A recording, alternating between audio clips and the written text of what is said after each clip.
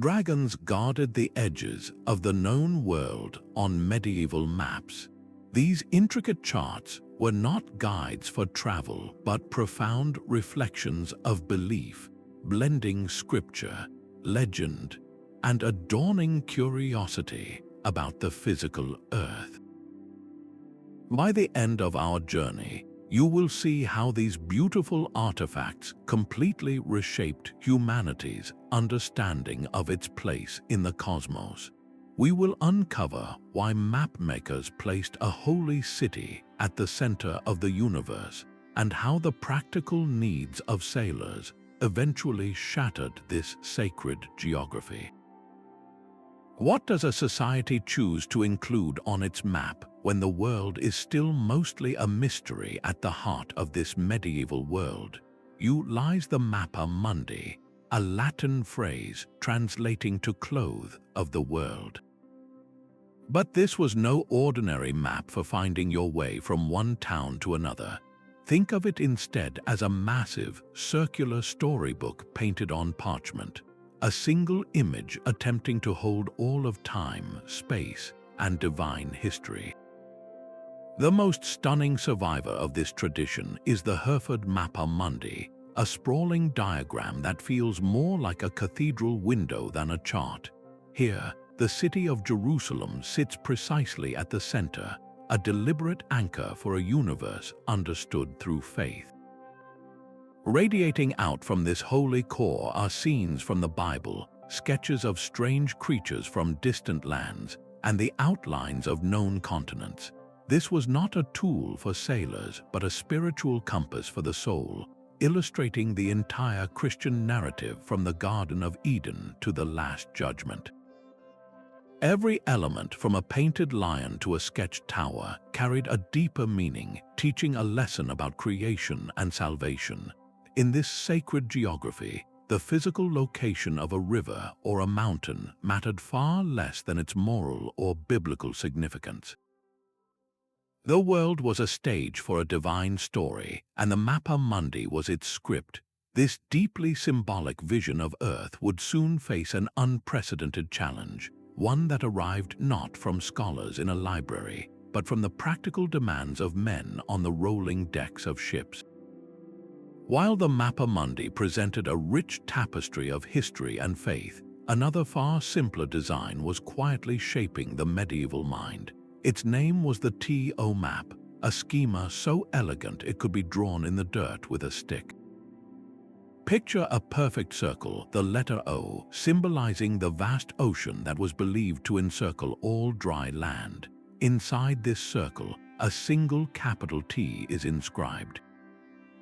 The top half of the circle, above the crossbar of the T, is the immense continent of Asia. The lower left quarter, formed by the T's left side, is Europe. The lower right quarter is Africa.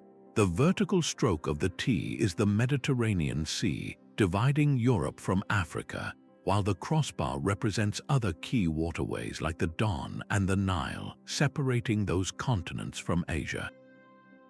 This was not a map for navigation, but a diagram of divine order. Its power lay in its simplicity and its story.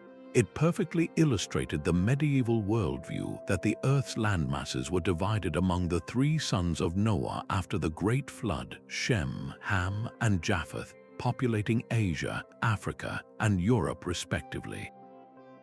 For centuries, this schematic was copied endlessly into religious manuscripts, teaching a profound theological lesson to a society where few could read. The world was not a random collection of lands, but a family inheritance, neatly partitioned and divinely ordained. The astonishing endurance of this TO model, largely unchanged for hundreds of years, reveals a fundamental truth about the medieval era. When your understanding of the world is rooted in sacred tradition, there is little incentive to redraw the lines. But what happens when the lines themselves begin to move? When sailors return with tales that contradict this perfect, holy geometry within the quiet scriptoriums of monasteries, the world was redrawn not by travelers but by prayer. The medieval church stood as the great archive of all learning, and its monks were the engineers of reality itself, meticulously crafting maps that served a purpose far greater than geography. These men, whose lives were often confined to the stone walls of their abbeys, worked from a sacred library of sources. Their guiding stars were the Bible, the fragmented works of ancient authorities like Ptolemy, and the approved teachings of saints. The maps they produced were, first and foremost, declarations of faith. They were designed to teach a spiritual truth, a cosmic order where every location held a place in a divine hierarchy.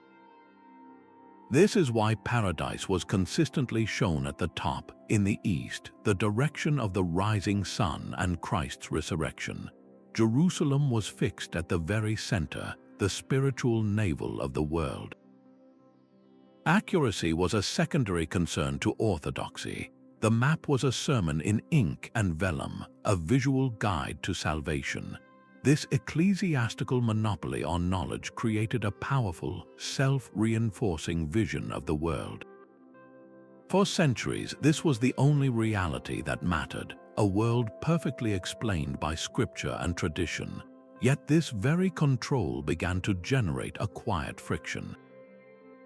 As merchants and the rare pilgrim returned from distant lands, they brought back whispers of coastlines that did not match the sacred charts and peoples whose existence was not recorded in any holy book. How long could a world drawn from ancient texts withstand the slow, steady pressure of first-hand accounts from its own edges? A quiet revolution was brewing not on the high seas, but in the hushed spaces of European libraries. For over 1,000 years, the medieval mind had been framed by the spiritual geometry of the TO map, a world ordered by faith. Yet all the while, a rival blueprint for reality lay dormant, locked away in forgotten manuscripts. This was the work of Claudius Ptolemy, a Greco-Roman scholar from the 2nd century. His vision was not of a world divided by the sons of Noah, but of a planet measured in degrees. Ptolemy's masterpiece, the Geographia, proposed a system of longitude and latitude, a grid of imaginary lines that could pin any location on Earth to a precise mathematical coordinate. This was cartography as a science, not a sermon. It insisted the world should be mapped through observation and calculation, a stark contrast to the symbolic landscapes drawn from scripture. For centuries, his work was lost to Western Europe, preserved and studied by scholars in the Arab world. Then, in the 15th century, these texts began a dramatic return, translated from Arabic and Greek into Latin. The arrival of Ptolemy's Geographia sent shockwaves through the learned world. Here was a complete toolkit for remaking the world in the image of measurement. It provided a method to chart coastlines based on sailor reports and to estimate distances with a new, startling accuracy. This was not merely an update, it was an intellectual earthquake that fundamentally challenged the medieval worldview. The map was no longer destined to be a diagram of how the world should be, according to divine plan. It could now become a document of how the world actually was. This rediscovery armed a new generation of mapmakers with the tools of science, just as the horizon of their world was about to explode. Out on the open water, the spiritual certainties of the Mappa Mundi were of little use to a captain fighting a storm.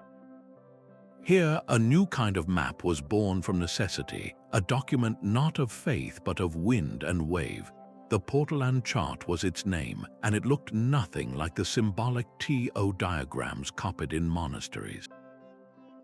Where the Mappa Mundi was a sprawling story, the Portolan was a precise instrument, drawn on durable parchment. Its most striking feature was a dense spiderweb of lines crisscrossing the entire surface. These were room lines radiating from multiple compass roses painted in vibrant colors. A sailor would simply lay a rule along the line pointing to his desired destination, read the compass bearing, and set his course.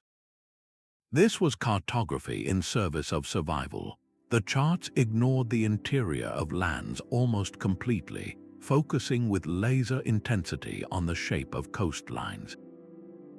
Every bay, every river mouth, every potential harbor was meticulously recorded, often accompanied by handwritten notes warning of shallow waters or rocky outcrops. The earliest surviving example, the Carta Pisana from the late 13th century, is a stunning record of practical knowledge. Its depiction of the Mediterranean is instantly recognizable to us today, a coastline drawn from the direct, repeated experience of generations of mariners who had sailed these waters.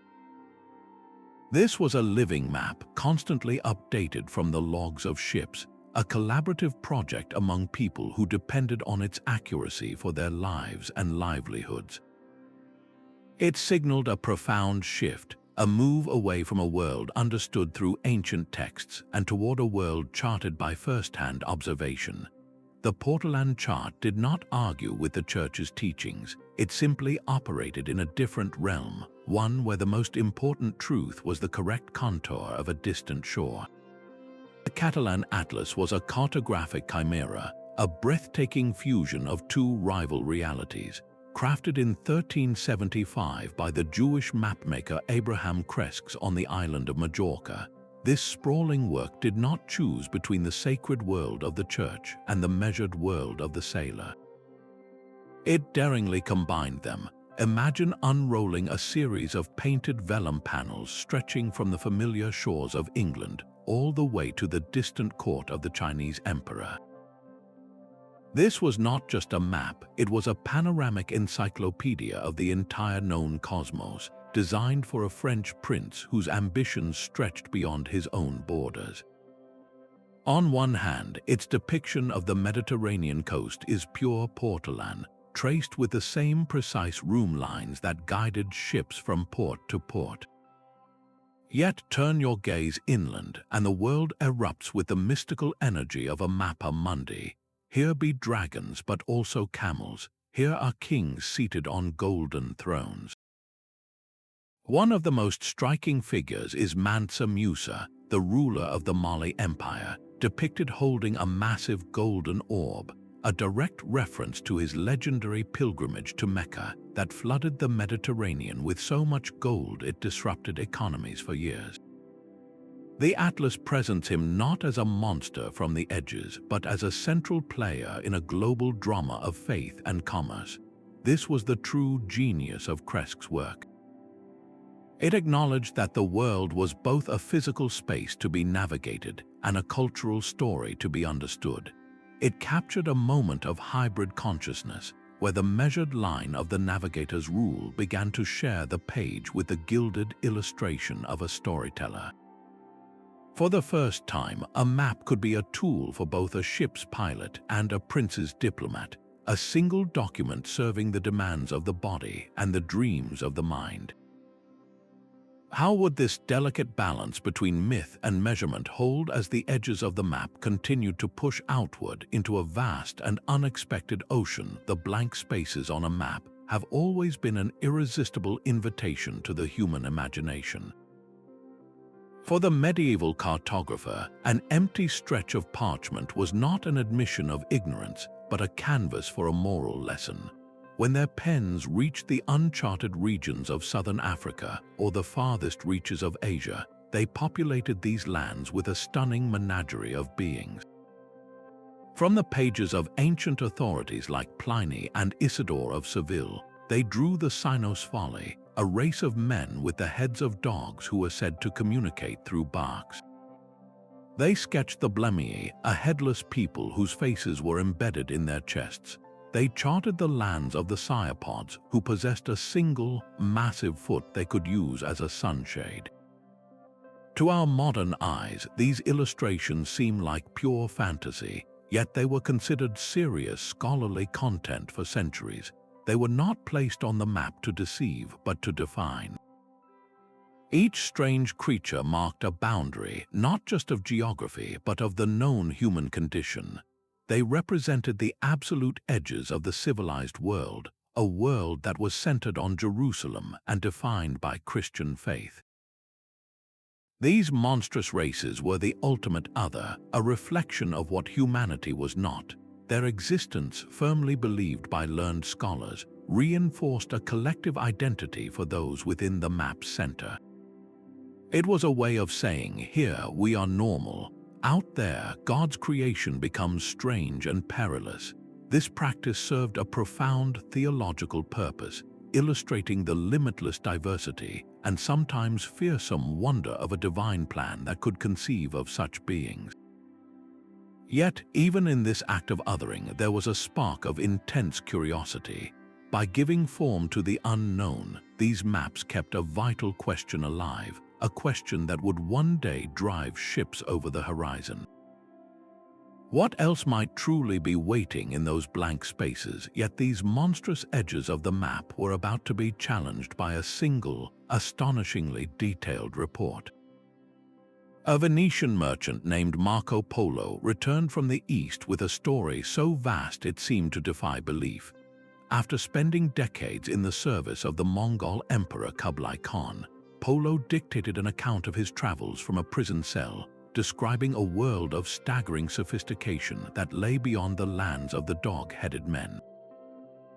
He spoke not of monsters but of metropolises. He described the immense scale of Chinese cities, the paved highways, the use of paper money, and the burning of black stones for fuel. He told of an island nation he called Sipangu, modern-day Japan, where the palaces were said to be roofed in gold. These were not the vague legends of ancient texts, but the vivid, first-hand observations of a man who claimed to have walked those streets himself. For European scholars, his book presented a profound dilemma. Was this a trustworthy account or an elaborate fiction? The world Polo described was so advanced, so organized, and so wealthy that it directly contradicted the simpler, faith-centered geography that placed their own civilization at the apex. His narrative was a seismic shock of tangible information, forcing a slow but inevitable reconsideration of what the world contained. Mapmakers, ever cautious, began to incorporate his details. The coast of Asia on new charts started to bulge outward, its shape distorted by the immense weight of this new geographical data. The island of Sipangu appeared in the Eastern Ocean, a golden speck that would one day glitter in the imagination of an explorer named Christopher Columbus. Polo's travels did not instantly erase the old myths, but they planted a seed of undeniable truth. The edges of the world were no longer just a space for theological symbols, but a place for real empires, real trade routes, and real gold. How could the measured lines of the Portolan charts possibly contain a world that was suddenly so much bigger than anyone had dreamed? The distant lands drawn on parchment became a sudden, shocking reality for thousands of European knights and pilgrims. The Crusades, a centuries-long series of religious conflicts, did more than move armies. They fundamentally redrew the mental map of the medieval world. For generations, Jerusalem had been a golden symbol at the center of a spiritual diagram. Now it was a physical destination, a city of stone and dust that had to be reached by traversing a real and often perilous geography. This mass movement of people created an unprecedented demand for practical knowledge. Pilgrimage routes needed to be documented, safe harbors identified, and the true distances between cities measured. The old TO map, with its symbolic rivers and 3 neat continents, was useless to a traveler navigating the coast of Anatolia or searching for fresh water in the Syrian desert. Mapmakers, responding to this new need, began to fill their charts with details they had never needed before. The coastlines of the eastern Mediterranean, once a simple curve, now sprouted the names of ports like Acre and Jaffa. The winding path of the River Jordan was traced with a new specificity, its course verified by the countless pilgrims who had washed in its waters. This was a brutal education paid for in conflict, but it yielded a crucial shift. The Holy Land was transforming from a concept of faith into a place on the ground. Its topography recorded not from ancient texts but from the direct, weary experience of those who had walked it. The psychological distance between Europe and Jerusalem shrank dramatically, replaced by a network of known roads and sailing times.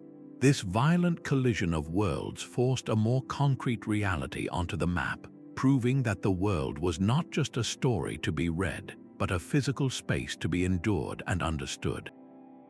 And as these travelers returned home, they brought back more than just relics. They carried new tastes, new materials, and a lingering curiosity about the world that lay beyond the next headland. The stability of a single empire could redraw the entire known world. As the Mongol Khans consolidated their power across Asia, they enforced an era of unprecedented safety along the Silk Road, a period scholars would later call the Pax Mongolica. For the first time in centuries, a merchant could travel from the markets of Venice to the court of the Great Khan in Beijing, with a reasonable expectation of completing the journey. These caravans did not just carry silks and spices, they carried priceless cargoes of geographical truth. Maps began to show the sprawling steppes of Central Asia not as a blank space for monsters, but as a traversable corridor dotted with the names of Mongol trading posts and freshwater wells. This was information with immense commercial and political value, and it fundamentally reshaped the European vision of the East. Yet this window to the world was fragile. The slow weakening of the Byzantine Empire, Christendom's eastern bulwark, created a rising tension. Then, in 1453, the unthinkable happened. The great city of Constantinople, a bastion for 1,000 years, fell to the Ottoman Turks. The land routes to the east, so recently secured, were suddenly choked off or became prohibitively expensive. European kingdoms, desperate for the luxuries and wealth of Asia, now faced a stark geopolitical problem. They needed a new path, and their gaze turned inevitably toward the vast, uncharted ocean. This was the moment the map transformed from a record of faith into a blueprint for survival and ambition. Kings and merchant princes began to commission charts not for theological instruction, but for strategic advantage. They were investing in potential, funding explorers to find a sea route that could bypass the new Ottoman control. The map was no longer a reflection of a divine order. It had become a dynamic and essential instrument of state, a living document that both responded to and actively enabled the grand strategies of rising powers. For the medieval Christian, a map was a mirror of the soul. Its geography was not a matter of measurement but of meaning, a landscape where every location held a specific spiritual weight. At the very heart of this sacred cosmos sat the city of Jerusalem, deliberately placed at the exact center of the Mappa Mundi. This was its navel, the umbilical point believed to connect the earthly realm directly to the divine. The placement was not arbitrary. It was drawn from a powerful interpretation of Scripture, from verses in Ezekiel that referred to Jerusalem as set in the center of the nations. This central anchor oriented everything. East, the direction of paradise and the rising sun, was at the top. The three known continents radiated out from this holy core, each assigned to a son of Noah, creating a world that was both a physical inheritance and a diagram of salvation history. To look upon such a map was to see the entire Christian narrative from creation to final judgment laid out in a single, breathtaking image. This spiritual cartography had profound real-world consequences. It fueled the fervor of the Crusades, framing the recapture of Jerusalem not just as a military campaign, but as a sacred duty to restore order to the universe itself. Later, when contact with the actual Jerusalem became difficult, this deep-seated need for a spiritual center simply projected itself outward.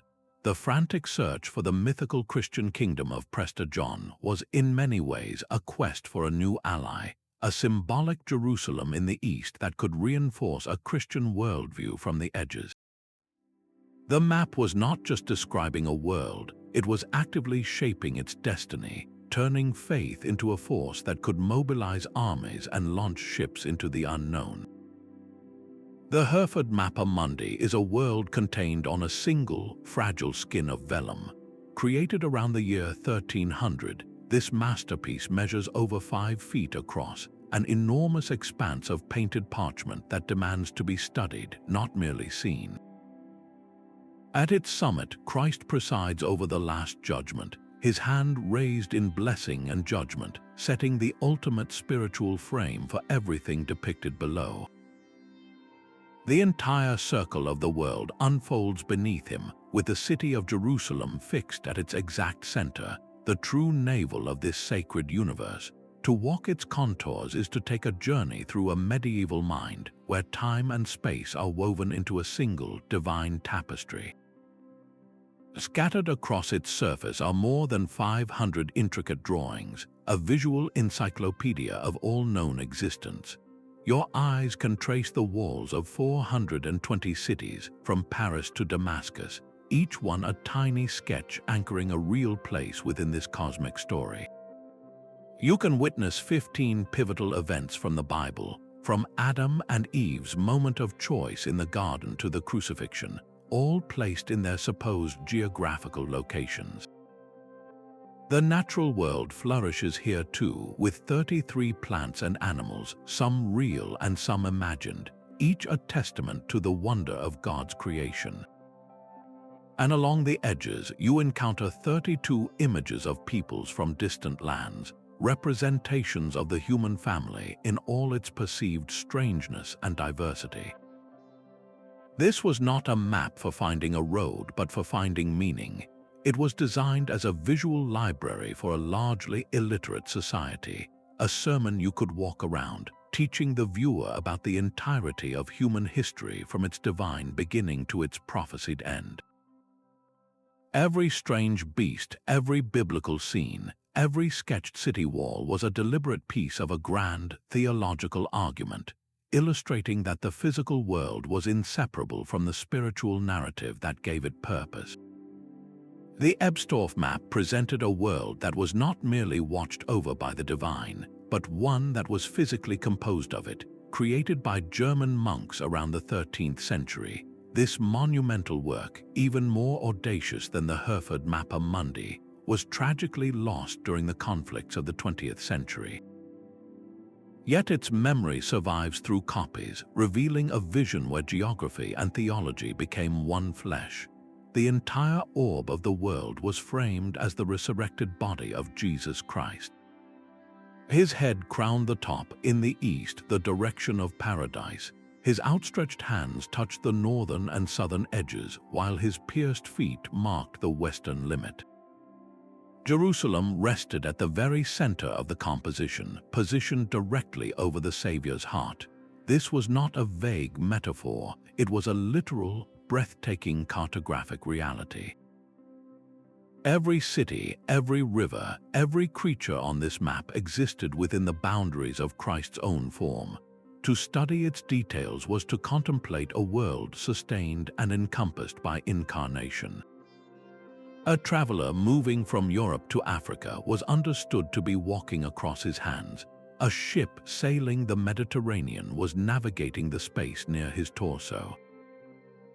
This design transformed the act of map reading into a devotional exercise, a meditation on the belief that the divine permeated all of creation. The map was a profound statement that the physical earth and its history could not be separated from the story of salvation.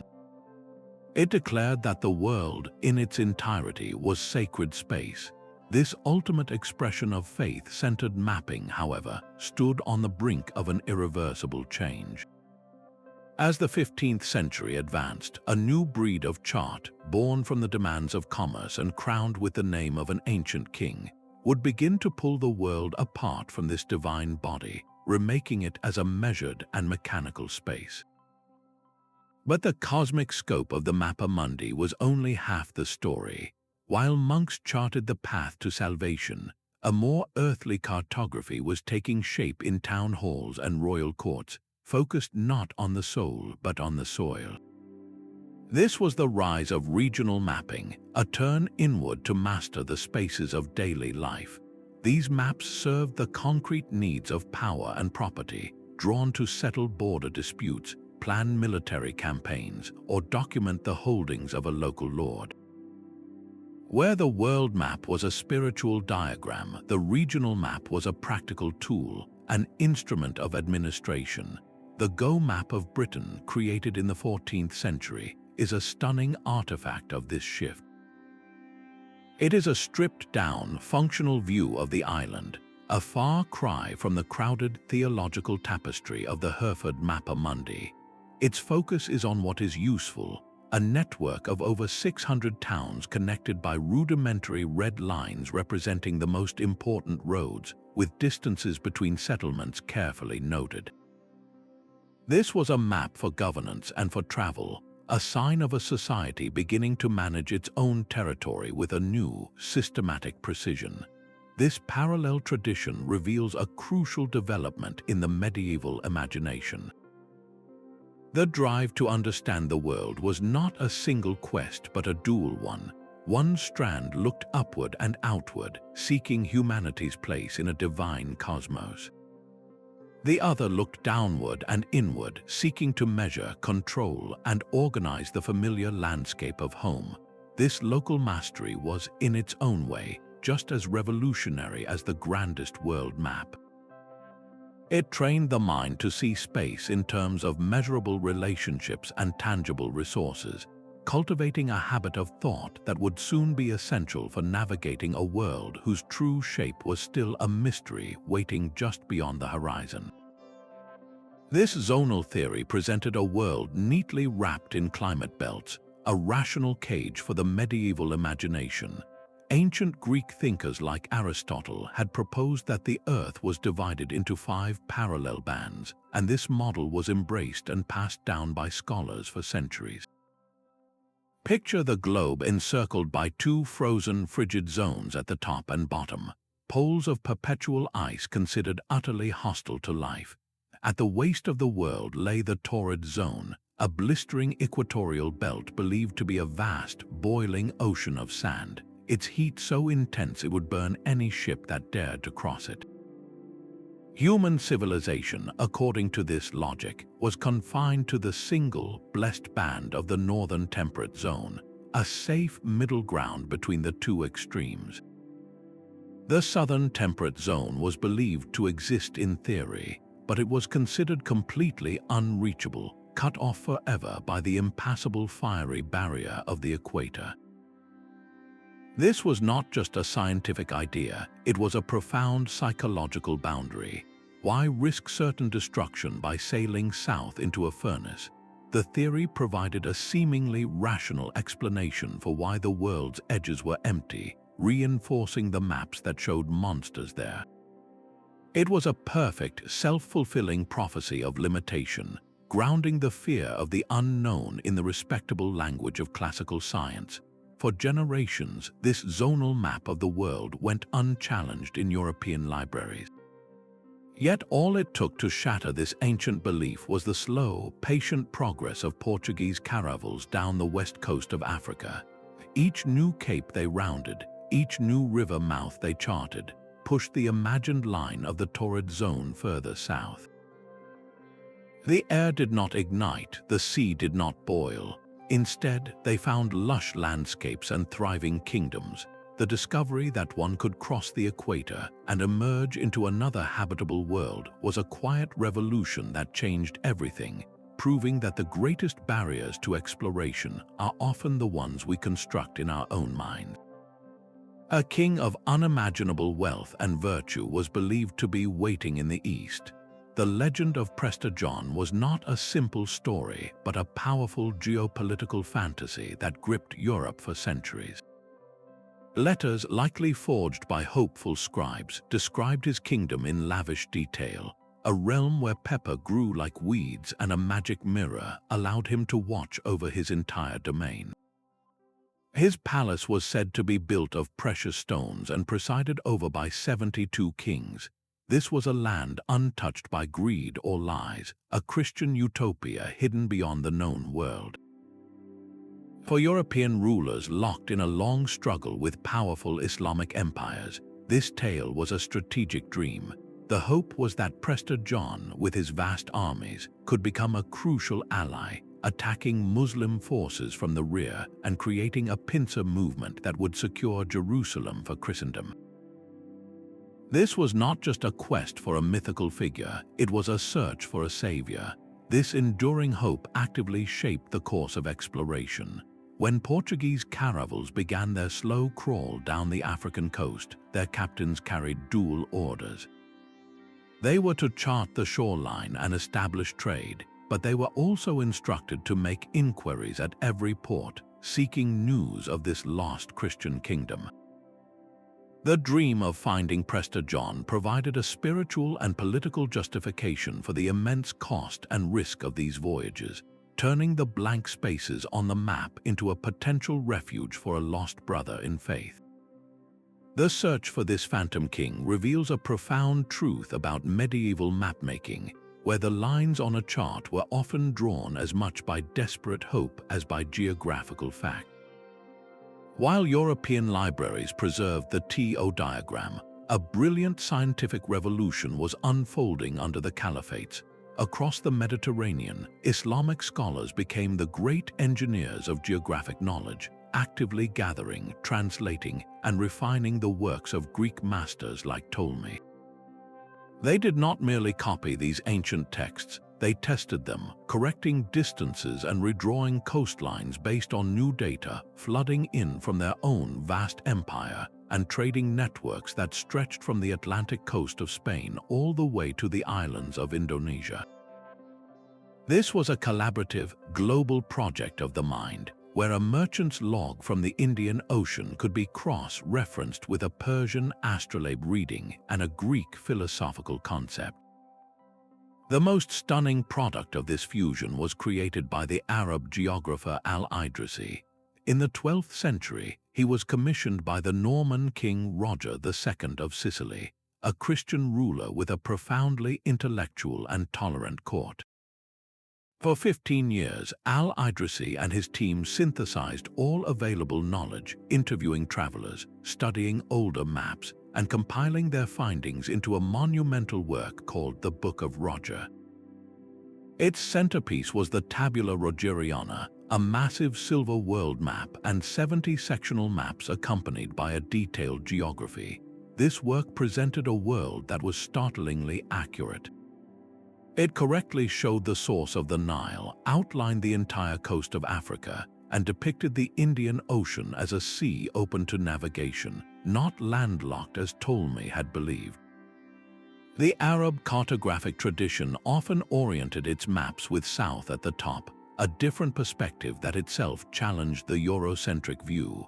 This was not a map of faith, but a map of measured reality, a crucial bridge that carried the torch of classical learning through the centuries and would eventually help relight it in Europe. A single invention would shatter the old world of maps forever. The printing press, with its movable type, did not just produce books. It began to stamp out reality in identical copies, transforming the map from a singular work of art into a shared tool for an entire continent. Before this moment, every Mappa Mundi and Portolan chart was a unique artifact, painstakingly drawn by hand. Its cost was immense, its audience limited to the church and the crown. Knowledge was locked away, a treasure to be guarded, but with the mechanical press, a map could be inked onto paper hundreds of times, each copy exactly the same as the last. This was a revolution of access. A merchant in Lisbon could now own the same chart as a scholar in Venice, creating a common language of geography that spanned nations.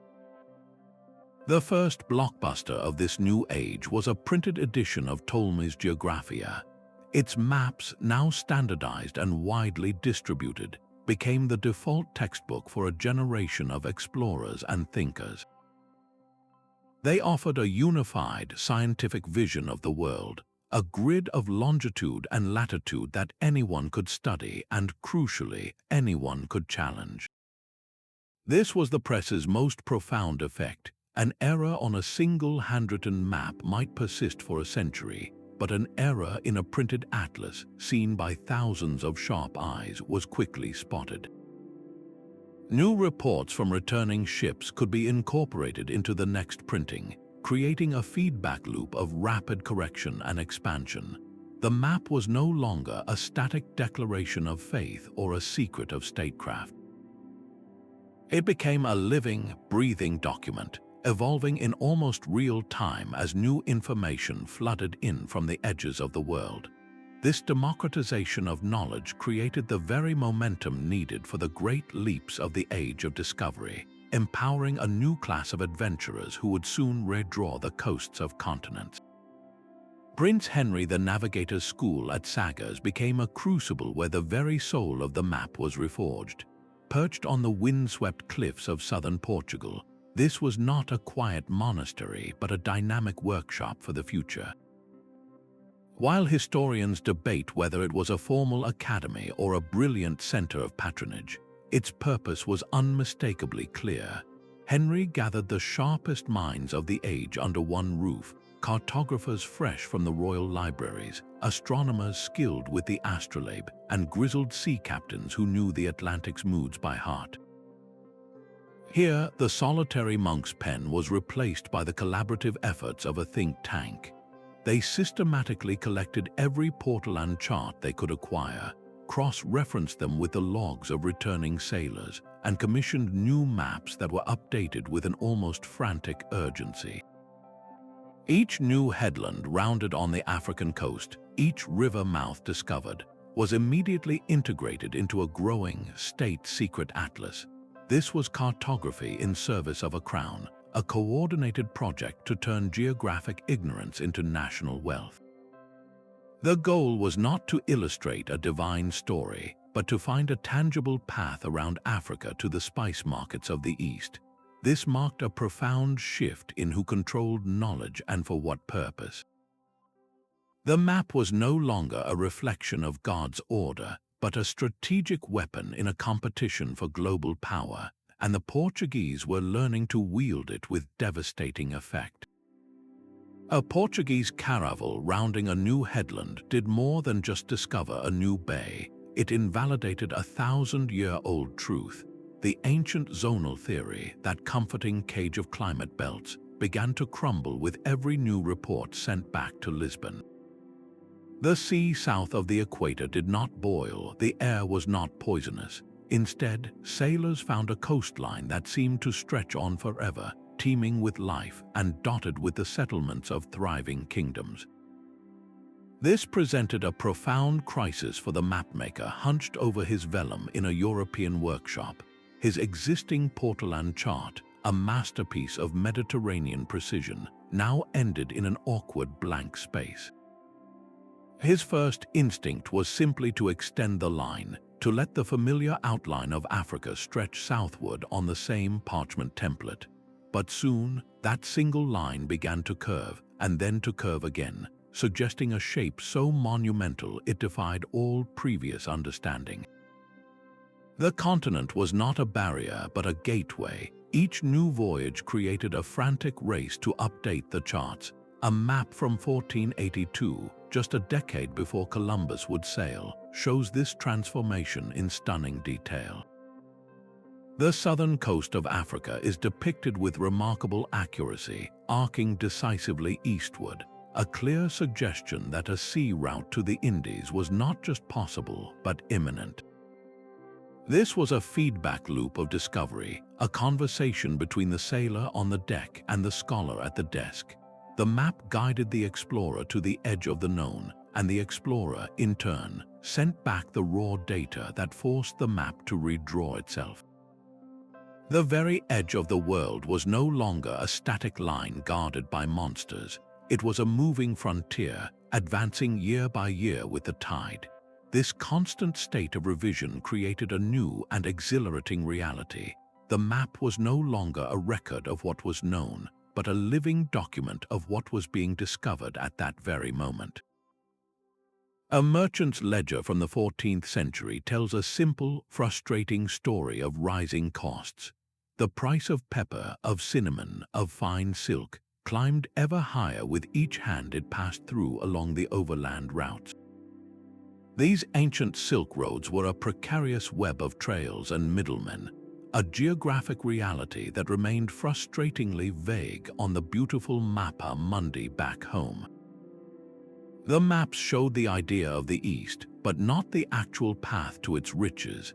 Every caravan that crossed the deserts of Central Asia, every good transported through the bustling markets of the Middle East, added another layer of tolls and tariffs, making the final product a luxury only the wealthiest could afford. The kingdoms of Europe were essentially at the end of a very long, very expensive chain, and they knew it. This commercial frustration became the engine of cartographic revolution. The new sea charts, the precise portolans, offered a tantalizing solution, a way to break the monopoly of the overland routes. They promised something radical: direct access. Why pay a dozen intermediaries when a ship could sail directly to the source, load its hold with spices, and return with profits that could fund a kingdom? This wasn't just about discovery for its own sake. It was about disintermediation on a global scale. The most advanced maps of the era became classified state secrets, not because they revealed the location of paradise, but because they detailed the wind patterns and ocean currents that led to the Moluccas, the Spice Islands.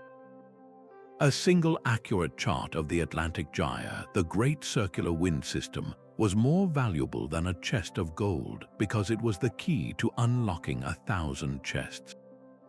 The commercial imperative provided the relentless funding and motivation for the late medieval cartographic explosion. Kings and investors were not paying for beautiful illustrations of a spiritual cosmos. They were buying a practical key to unimaginable wealth. This shift in motivation was absolute. The map was no longer a reflection of how God had ordered the world. It was a blueprint for how man could reorder it to his own commercial advantage, directly motivating the daring voyages that would forever connect the continents. This quiet revolution on parchment signaled a far louder one inside the human mind. For centuries, the medieval map had presented a universe that was complete, explained, and deeply personal. You knew your role, you knew your place in a story that stretched from Eden to Judgment Day. The new maps, however, told a different and far more disorienting tale. They revealed a world that was not a finished divine narrative, but a sprawling physical puzzle. Those blank spaces on the chart were no longer just spaces for moral lessons. They were questions: what lay there, what resources could be found, what new peoples might be encountered. This was a shift from a symbolic reality, where every mountain and river had a predetermined meaning, to an empirical one, where their only meaning was what you could observe, measure, and ultimately use. The authority for understanding the world was moving from the ancient texts on a monastery shelf to the logbook of a ship's captain. This new worldview was both thrilling and deeply unsettling. It offered the intoxicating promise of mastery. If you could chart the coast, you could claim it. If you could understand the wind, you could harness it. But it also carried a terrifying implication. If the world was a neutral space open to human exploration, then humanity itself was utterly alone in its vastness, no longer the central character in a pre-written divine drama, but a solitary explorer on a stage of unimaginable scale. The map had been a mirror reflecting the mind of God. Now it was becoming a lens through which man examined a world of his own discovery. That final push into the Atlantic was built upon a foundation of medieval parchment.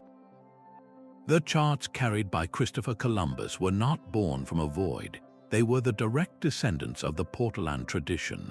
their room lines now stretching bravely across the open ocean instead of just the Mediterranean Sea.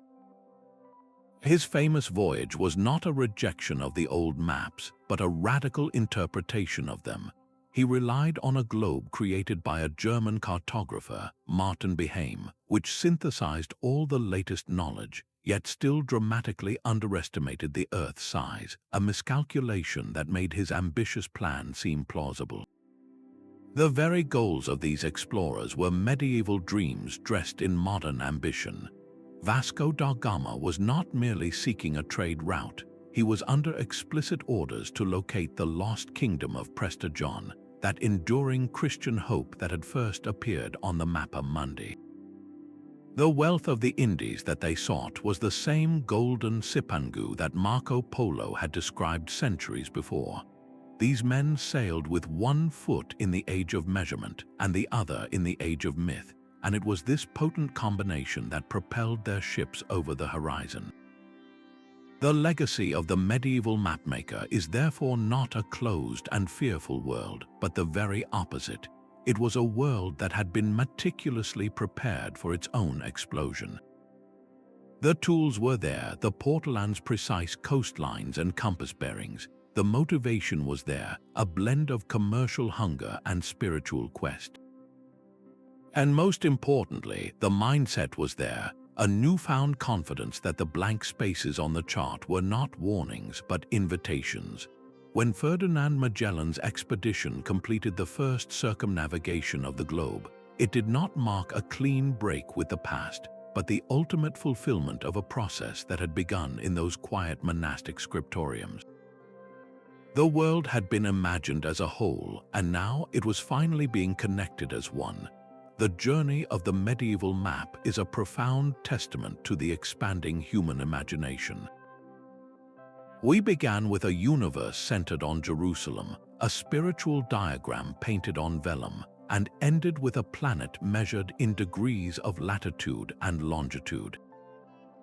This was not a story of one map replacing another, but of a worldview in gradual, dramatic transformation. The rich symbolism of the Mappa Mundi, where every creature held a moral lesson, slowly made room for the razor-sharp utility of the Portolan chart, its room lines guiding ships toward tangible horizons. The rediscovery of ancient science, fused with the courageous reports of travelers and sailors, did not simply add new coastlines. It shattered the very psychological boundaries that had contained human curiosity for centuries. These beautiful, intricate maps were never truly wrong.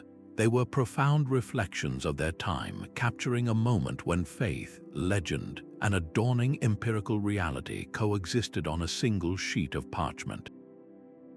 They stand as a powerful reminder that our understanding of the world is always a construct, a temporary portrait painted with the brushes of our current knowledge, our deepest beliefs, and our enduring courage to venture into the blank spaces. The medieval mapmakers, in their sacred quest to depict a divine creation, ultimately provided the tools and the inspiration that would help create our modern, interconnected world. If you found this journey through cartographic history fascinating, please subscribe for more deep dives into the medieval mind, and let us know in the comments which mythical creature from the edges of these old maps captures your imagination the most.